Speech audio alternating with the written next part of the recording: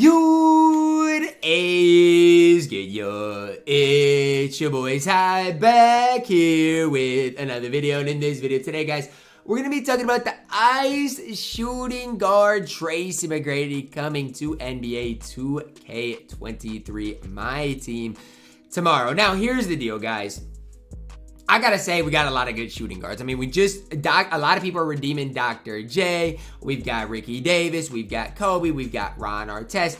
I mean, the amount of good shooting guards, it's kind of ridiculous, actually. Like, we've got a lot of really solid shooting guards in my team. Now, from my perspective, it's okay. That's fine. But where does T-Mac fit in? Because T-Mac's 6'8", okay?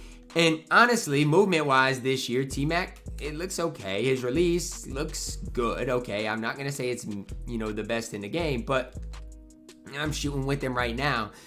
And, I mean, his release is really good. They're going to make his defense good. And so it's like, with him being 6'8", does Tracy McGrady fit in anywhere in the lineup? Because I got to say, he's a little bit of a different shooting guard compared to the rest of the guys. Now, let's talk about it. When we go to 2K database, and we go to some of the best shooting guards in the game, if it does update here for us, as it is looking like it's down.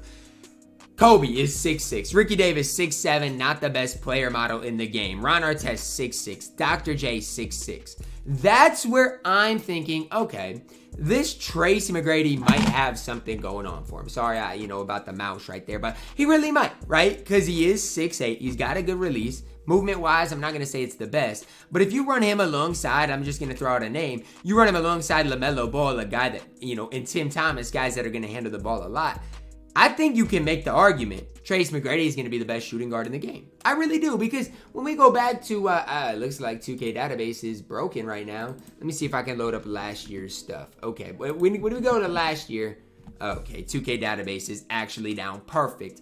But T-Mac's defensive stats were all pretty good, right? And that's the one thing I'm trying to get you guys to note is T-Mac's not a bad defensive player.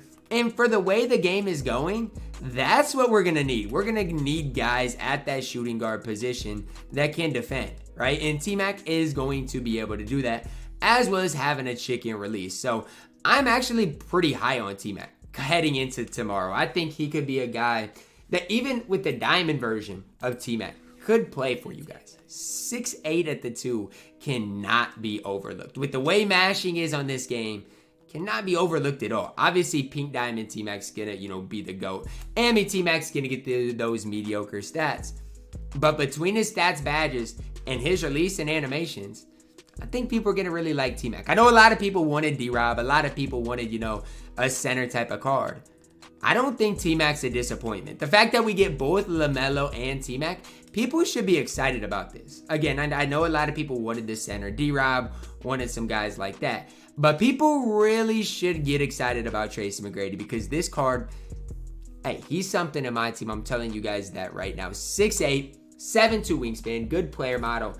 And he's so good, he literally broke 2K database. Like, 2K database, okay, it finally loaded for me. I was going to say finally loading for me. Okay, let's go back to last year's Tracy McGrady card before we get error coded again. And let's see. So here's what I'm talking about. This Pink Diamond came out on November 24th. That's 2 weeks earlier than this one we're seeing. This one we're seeing is a 96 overall. This one's a 95 overall. So expect the new T-Mac to be better. This is what he looked like. Playmaking, shooting-wise was perfect. Defensively, he looked okay, but he was 6'8". And I can't stress that enough. The height on this Trace McGrady card is going to make him great defensively because, you got guys at the 3, let's say like a Tim Thomas. I'm not going to say T-Mac's going to lock him down, but you could, if his defensive stats are a little bit better, put him on them, right? Or you could put him on your opponent's Dr. J, Ricky Davis type of guy, and he is going to compete on that end of the floor. And his player model is just ridiculous. Now, last year he had slasher dribble style. I'm trying to see this year what dribble style he's got because I'm not sure what it is. I think it's pretty decent, though, as I'm dribbling and shoot around with it. I don't think it's that bad. I'm not saying it's great, but I don't think it's that bad, at least from what I'm seeing here in shoot around. So, again, I would like to see the T-Mac tomorrow be a little bit more complete defensively. I'm not saying if he gets these stats and these badges, I don't think he necessarily plays. But if he's just slightly improved compared to this card, I think he plays. I really do, right? He's going to get some form of limitless. His dunking stats are going to be really, really solid. Probably he's going to get Hall of Fame posterizer. And the one thing about it that you can't change is his height. And he's going to be 6'8". Let's go back to see kind of the shooting guards we've got in my team right now, because I want you guys to be aware. Dr. J, 6. Let's just go by this, by height. Okay? These are the cards you're looking at. Let me know when you see a shooting guard that can compete. Jimmy Butler, 6'7". Clyde, 6'7". RJ, 6'7". Ricky Davis, 6'7". DeRozan, 6'7", but he's not great.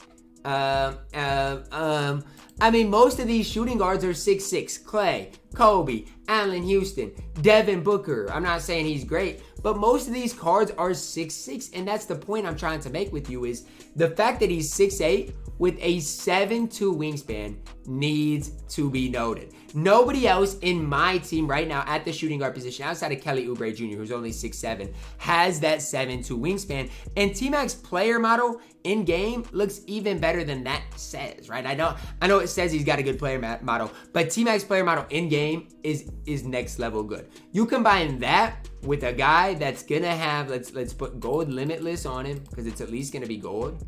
Here's what you're looking at. Here's what you're really looking at. Nobody else in the game.